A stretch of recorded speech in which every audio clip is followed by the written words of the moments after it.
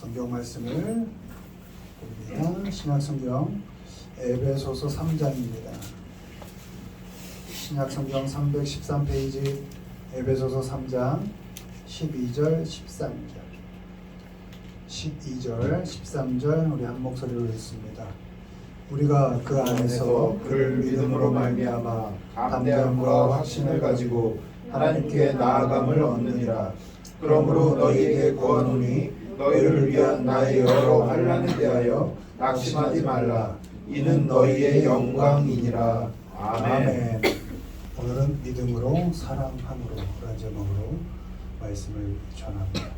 우리 신앙인은 하나님의 자녀들은 어제를 사는 사람이 아니고 내일을 사는 사람이 아닙니다. 오늘을 사는 것입니다.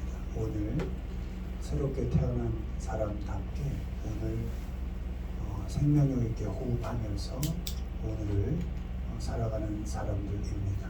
항상 지난 어제를 잘 흘려보내고 오늘은 다시 마음을 잘 정돈하고 오늘 하나님께서 우리에게 주신 날들을 새롭게 맞이하는 그런 마음으로 살아야 하는 것입니다. 아멘. 신앙인들이 특별히 하나님을 가까이 하며 살 때 하나님께 어떻게 오늘을 살아야 하는지에 대해서 두 가지 정도 살펴보겠습니다. 1번 보시죠. 있습니다.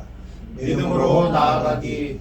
우리가 그 안에서 그를 믿음으로 말미암아 담대함과 확신을 가지고 하나님께 나아감을 얻느니라. 그러므로 너희에게 구하노니 너희를 위한 나의 여러 환난에 대하여 낙심하지 말라. 이는 너희의 영광이니라. 아멘. 먼저 신앙인인 우리는 오늘 주어진 하루를 새롭게 믿음으로 하나님께 나아가야 합니다. 나아가다가 어프로치로 되어 있는데 다가간다는 겁니다. 어제는 어제대로 잘 보내고 오늘 하나님께 한 걸음 더 이렇게 가는 겁니다. 오늘 만나는 사람과의 관계 속에서 하나님께 한 걸음 이렇게 다가가는 겁니다. 오늘 주어진 나의 길 가운데서 하나님께 조금 더 다가가는 겁니다. 꼴만 보고 한 번에 쭉 가라는 말씀이 아니라 오늘 하루하루 그 시간 내게 주어진 삶을 하나님께 조금씩 어프로치 접근하다라는 뜻이거든요. 그러니까 앞뒤 안 보고 그냥 가라는 뜻이 아니고 표대를 향해 가되 관계 속에서 하나님께 잠깐 이렇게 다가가 주어진 일 속에서 하나님께 조금 더 다가가 이런 삶을 살라는 것입니다. 아멘. 바울은 자신을 일꾼이라고 고백합니다. 하나님의 일꾼으로서 예수님의 풍성한 은혜를 잘 전했다 이렇게 고백합니다. 그런데 바울은 사역하면서 우리가 아는 것처럼 모진 고난을 당했습니다. 그러나 바울은 낙심하지 않았고 용기를 잃지 않았습니다. 뭐라고 고백합니까? 그 환난이 영광이었다 이렇게 아멘. 고백하는 것입니다. 왜 영광이었을까요? 고난이 올 때 그 고난에 매몰되지 않고 그 고난 속에서도 하나님께로 다가갔다는 겁니다. 아멘. 어려움 속에서도 절망하지 않고 하나님께로 접근해 갔다는 것입니다. 아멘. 그러니 영광이었다 이렇게 고백하는 것이죠. 바울은 하나님께 늘 다가갔습니다. 상황에 매몰되지 않았고 어려운 조건과 형편에 잡혀있지 않았습니다. 늘 하나님이 나와 함께 하고 계심을 알았기 때문에 결코 그 하나님을 놓지 않고 꽉 붙잡고 하루하루 하나님께로 접근해 갔습니다. 아멘. 낙심되고 용기가 생기지 않을 때도 하나님께로 다가갔습니다. 모진 매를 맞으면서도 절망하지 않고 그 순간 하나님을 잡았습니다. 아멘. 어떤 형편 속에서도 바울은 오직 하나님께서 주신 은혜로 또 자유함으로 믿음을 가지고 하나님께 나아갔습니다. 아멘. 너무나 은혜되는 건 이 자유함에서 확신을 가졌다는 것인데요. 여러분이 프리덤으로 되어 있는데 자유가 뭡니까? 선택할 수 있다는 거예요. 매맞을 때 난 절망을 선택할 수 있는 것이죠. 죽기를 그냥 죽어버릴 수 있는 거죠. 그런 선택을 할 수 있는 거죠. 그러나 바울은 하나님께서 주신 그 자유로움을 갖고 하나님께로 나아가기로 선택했다는 거예요. 그리고 확신 가운데 하나님께로 더 나갔다는 거예요. 누가 봐도 야, 저 꼴을 가지고 어떻게 살아? 참, 너 왜 그렇게 살아? 하는 그런 상황 형편 속에서도 선택을, 내 자유의 의지로 선택을, 나는 하나님께로 갈 거야, 이렇게 선택을 했다는 것입니다. 아멘. 그 과정, 그 시간 속에서 하나님께로 다가갔다는 것입니다.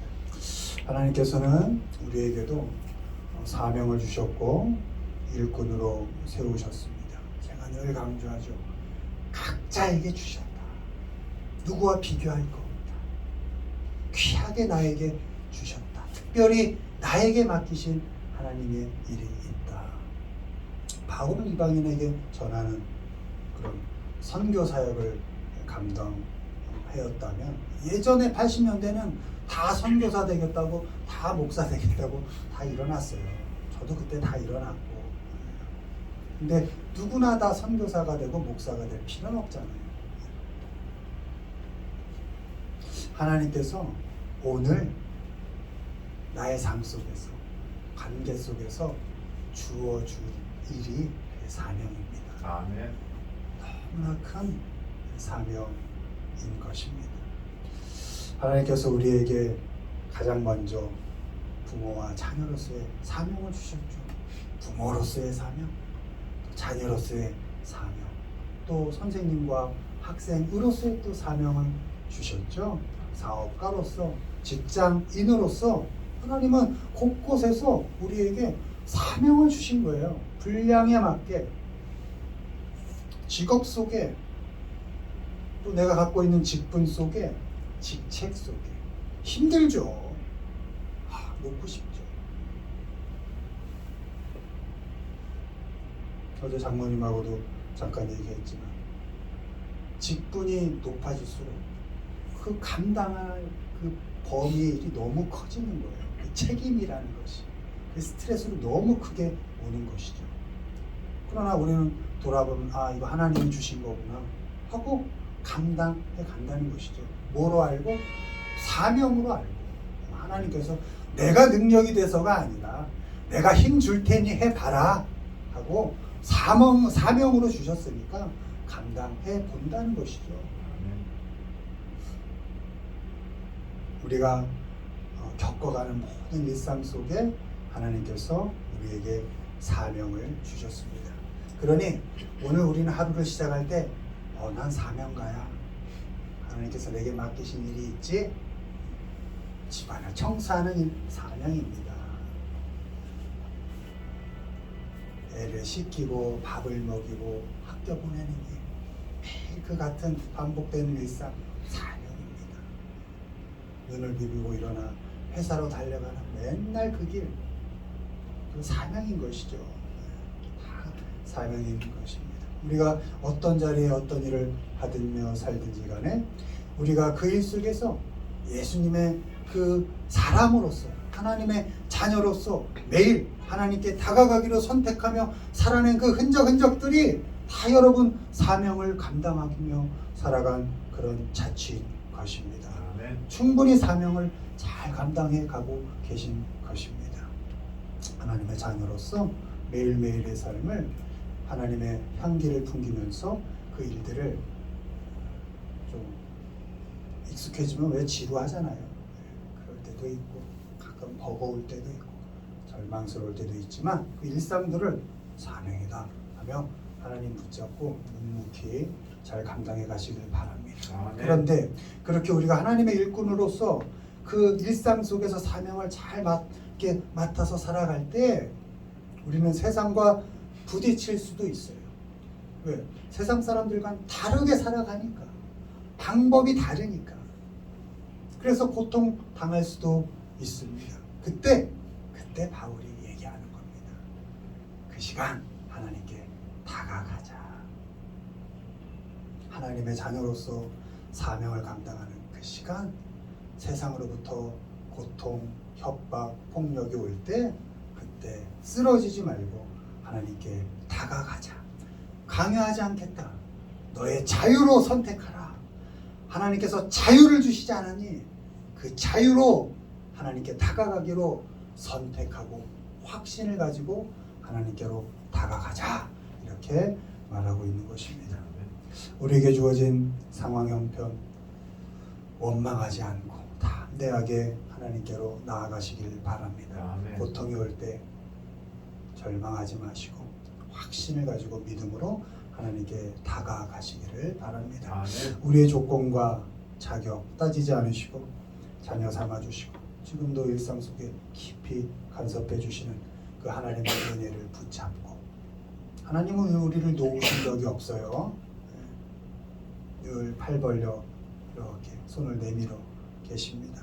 그걸 붙잡고 담대하게 믿음으로 하나님께 한 걸음 한 걸음씩 접근해가고 매일매일 나아가시는 우리 모두가 되기를 주님의 이름으로 축원을 드립니다. 아멘. 두 번째 보시죠. 읽습니다. 사랑함으로 드리기. 그리스도께서 너희를 사랑하신 것 같이 너희도 사랑 가운데서 행하라. 그는 우리를 위하여 자신을 버리사 향기로운 제물과 희생 제물로 하나님께 드리셨느니라. 아멘. 오늘 새로운 하루를 하나님의 자녀답게 우리는 하나님께 드리는 삶을 살아야 합니다.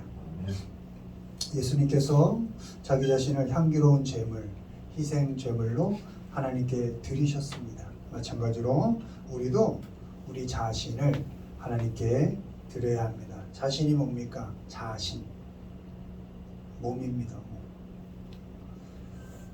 자신의 몸으로, 그 몸의 움직임으로, 그 몸이 살아낸 삶으로 하나님께 드리는 겁니다.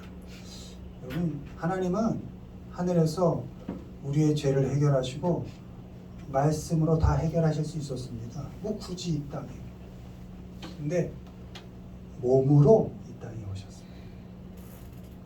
우리가 사도신경 고백한 것처럼 몸이 다시 사는 것과 그리고 영원히 사는 것입니다. 몸이 답니다. 몸이 중요합니다. 오늘 누가 담고 있습니까? 몸이 담고 있습니다. 영은요, 몸이 담고 있습니다. 몸으로, 우리의 움직임으로, 자신으로 희생제물을, 향기로운 제물을 드리는 것입니다. 우리의 몸을 하나님께 드리는 방법은 사랑함으로, 사랑해서, 사랑하는 삶으로 우리의 몸을 살고 행동하는 삶으로 그 사랑을 표현해내는 것입니다. 그것이 하나님께 우리를 향기롭게 드리는 겁니다. 모든 겸손과 온유로 하고 오래 참음으로 사랑 가운데서 서로 용납하고. 에베소서 4장 2절. 우리가 읽은 건 3장이고요. 5장 4장 2절에 참음으로 사랑 가운데서 서로 용납하고 이렇게 되어 있습니다. 에베소서에서 사랑은 참는 것, 용납하는 겁니다. 사람을 참고 삶으로 견디는 그런 사랑을 통해서 우리를 하나님께 드리는 겁니다. 참는다. 여러분, 참는 건 몸이 하는 겁니다. 이 페이션트가 참는 거잖아요. 근데 아프다는 의미가 있습니다. 환자. 아프다라는 의미가 있습니다. 참는다는 건 아픔을 내가 안고 가는 겁니다. 그게 사랑이라는 겁니다. 내가 대신 아파주는 것. 그것이 사랑이라는 겁니다. 사람을 참고 내가 대신 아파주는 그 사랑으로 우리가 향기로운 제물로 하나님께 드려지는 것입니다. 베어링으로 되어 있는 견딤. 견딤이란 단어는 또 몸으로 하는 겁니다.